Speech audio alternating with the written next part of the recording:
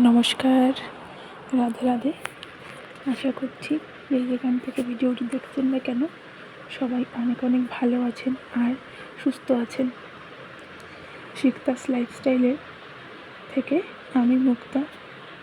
আমার নতুন একটা ভিডিওতে সবাইকে অনেক অনেক স্বাগত জানিয়ে এখান থেকে ভিডিওটি শুরু করছি। প্রথম থেকে শেষ অবধি দেখতে থাকুন। আশা করছি ভিডিওটি আপনাদের ভালো লাগবে। যে সমস্ত দিদিভাইয়েরা আমাকে প্রতিদিন দেখে, আমার ভিডিও পছন্দ করে, তাদের অনেক অনেক ধন্যবাদ, মন থেকে অনেক অনেক ভালোবাসা। যারা আমার পাশে আছে আমি অবশ্যই তাদের পাশে থাকবো বা থাকি। প্রতিদিন দেখতে না পারলেও একদিনে আমি কিন্তু 2টো ভিডিও দেখে নিই। তার যদি দেখি যে 2টো ভিডিও জমে গেছে, কী হয় বলো তো, আসলে শরীরটা তো খুব একটা বেশি ভালো না, তো তাই জন্য একটু প্রবলেম হয়ে যায়। যাই হোক, তাও আমি দেখে নিই, আজ না হলেও কাল ঠিক দেখে নিই। দিদিভাইদের অনেক অনেক ধন্যবাদ আমার পাশে থাকার জন্য। এইভাবেই আমার পাশে থাকবে আর ভালোবাসা দিয়ে যাবে।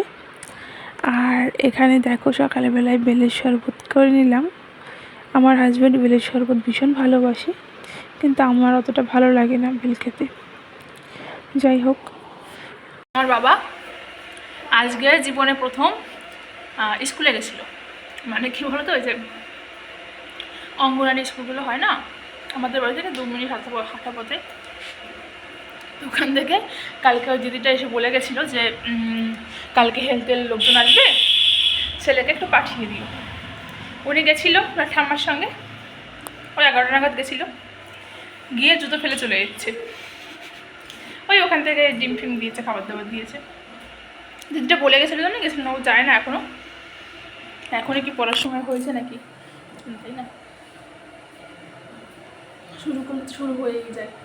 এসে গিয়ে একটু সময় থেকে নেয়, কান্নাকাটি শুরু করেছিল। তারপরে 11:30 বাজে চলে এসেছে বাড়িতে।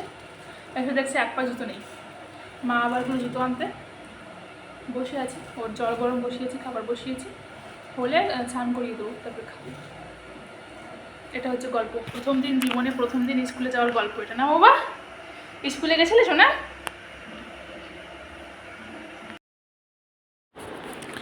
তারপর বেলের শরবত খেয়ে দিয়ে ঘর মোছা, জামাকাপড় ধোয়া, স্নান করা, সব কিছু করে তারপর ওই 11টা নাগাদ ছেড়ে গেছিলো একটু খিচুড়ি স্কুলে, মানে অঙ্গনওয়াড়ির যে স্কুলটা হয় ওখানটায়। আজকে ওই দিদিটা এটা বলে গেছিলো যে কাকিমাকে দিয়ে একটু পাঠিয়ে দিও, অফিসার আসবে। তাই জন্য আমাদের এখান থেকে 2 মিনিট হাঁটা পথ। যাই হোক, তাই পাঠিয়ে দিয়েছিলাম। গিয়ে একখানা জুতো ফেলে যাচ্ছিলো। যাই হোক, সেটা অন্য ব্যাপার। তারপর এখানে আমি মা রান্না করেছি, আর আমি এখানে যে শাকের ভর্তাটা করতে যাচ্ছি। আর এই শাকের ভর্তাটা যে আমার কী পছন্দ, আমি কী বলবো। তোমরা কারা কারা ভর্তা খেতে পছন্দ করো আমাকে জানিও। এই শাকটা মানে, আর এই মিক্সিটা আমি কিনেছি, দারুণ। আমার আর পাড়ায় কিছু বাটতেই হয় না, অসাধারণ মিক্সি, জানো তো, খুব সুন্দর ভর্তা হয় এটাতে, খুব ভালো। আর আমি এটাতেই করিনি, এখন শর্টকাট হয়ে গেছে আমার। আগে তো পাটাই বাটতাম। তা খাওয়া দাওয়া করে কাজ শেষ করে ছেলে ঘুমিয়েছিল, আমি পাশে একটু শুয়েছিলাম। তো তারপর ছেলেকে নিয়ে সন্ধ্যাবেলার দিকে একটু হাঁটতে বেরিয়েছি বাইরে। আসলে শরীরটা, বললাম তো বারবার বলতে, ভালো লাগে না, সেটা সুবিধার নয়, তাই জন্য আর পার্কে গেলাম না, এখান থেকে একটু হাঁটাচলা করাচ্ছি। তারপরে মুড়ি মেখে খেয়ে নিলাম। তারপরে আসলাম আমরা ডিনার করতে। এখানটায় আজকে রান্না হচ্ছে চিকেন ভুনা খিচুড়ি। আমার হাজব্যান্ডের একটা বদ অভ্যাস আছে, কী বলো তো, যে জিনিসটা ওর একদম মুখে স্বাদ লাগবে সেই জিনিসটাও খেতেই থাকবে, পরপর খেতেই থাকবে। যখন একদম বিস্বাদ হয়ে যাবে তখন আর খাবে না। এখানটায় ওই আগের দিনের কয়েক পিস চিকেন ছিল, সেগুলো দিয়ে একটু খিচুড়ি করে নেবো।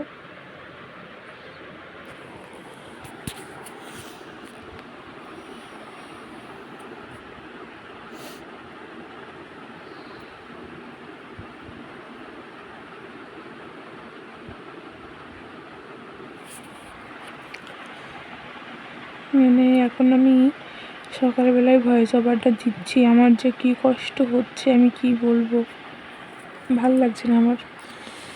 তো যাই হোক, এখানটায় ধুয়ে রাখা চাল ডালটা দিয়ে দিয়েছি, তারপর গরম মশলা দিয়ে দিলাম, আর দেখতেই পেলে ওই পেঁয়াজ, আর ওখানটায় ছিল হচ্ছে আদা, রসুন, ধনিয়া গুঁড়ো, জিরে গুঁড়ো, লঙ্কা গুঁড়ো, হলুদ গুঁড়ো দিয়ে মাংসটা কষিয়ে নিয়েছিলাম। তো গরম জল দিয়ে ঢাকা দিয়ে দিলাম, অবশ্যই গরম জল দেবে, ঠান্ডা জলে না খাবারটা খিচুড়িটা গলে যাওয়ার সম্ভাবনা থাকে।